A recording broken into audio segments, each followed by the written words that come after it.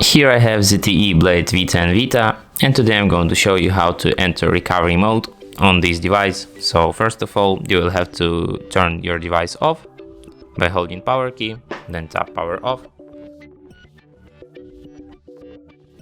And after it turns off completely, what you will have to do is to connect it to the charger and then hold down combination of keys, power key and volume down at the same time like this. After the screen turns on, you can release power key and keep holding volume down. And that's how you enter recovery mode. Now you can disattach charger. You can use volume keys to navigate through the recovery mode and power key to select options. And that's it. Thanks for watching.